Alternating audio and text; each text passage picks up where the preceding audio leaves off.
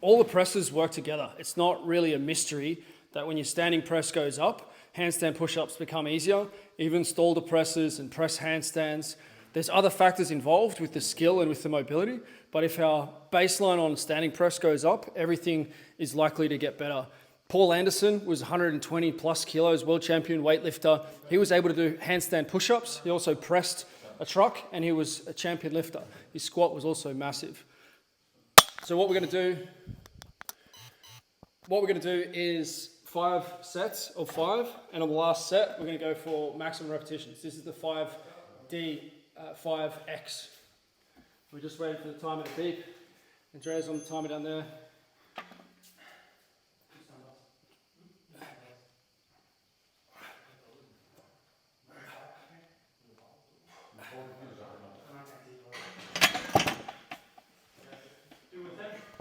So with the 5D5X, we're going in 10 kilo jumps. That keeps it nice and standardized. So you can do this same test as me, 50 kilos on the bar, 5 sets of 5, and then but the last set will be as many reps as you can do. It might only be 5, or it might be more.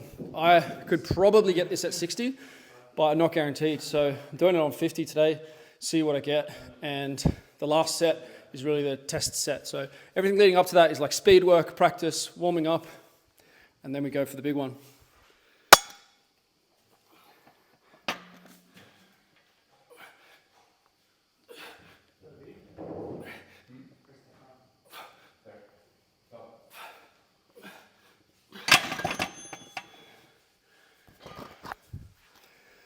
So that's 2 sets down. I went a bit early on that one, getting excited.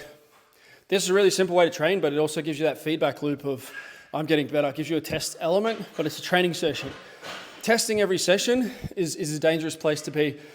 The way that this works is that you're getting a test, you're getting a result, but it's also a training effect. So it allows you to continue to develop yourself, but you're also getting that feedback of the testing. Keeps training really interesting, keeps exciting, gives you a number for the session, but you're also getting that training effect rather than if you consistently do 1RMs or you're always striving for, a maximal heavy set, it can become very tough mentally to be able to consistently do that.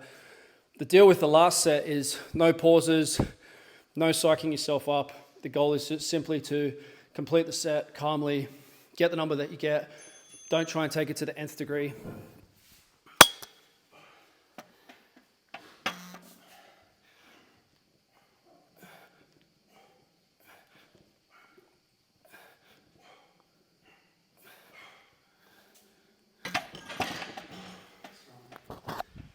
So all of these presses are going to play together.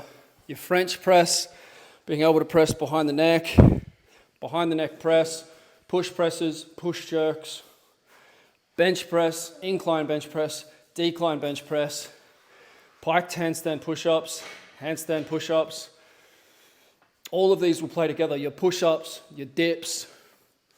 There's going to be a ratio that emerges between all of those lifts. So I'm very excited that we're collecting the data so that we're going to be able to see which of yours, where you fall on the bell curve for that exercise relative to your other exercises, relative to a big population. As far as I know, you can't really find that data, especially with relation to dense strength.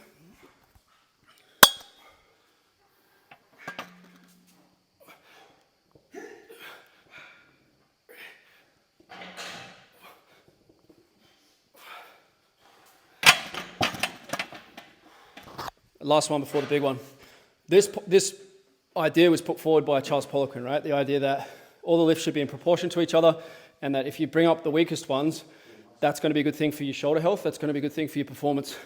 Generally, the rule is that the overhead press carries over more to your bench press, but your bench press carries over to your overhead press.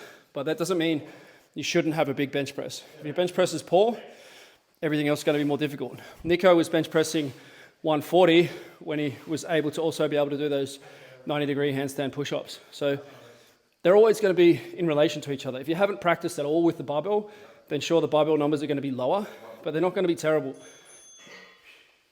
Last set, max set.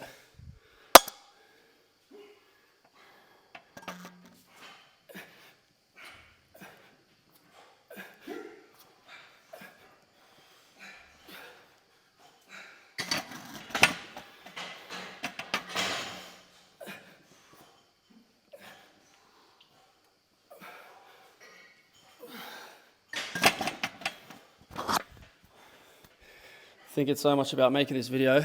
Racked it after the 5. I did 8 after the micro rest, and then I paused at the top without really thinking about it.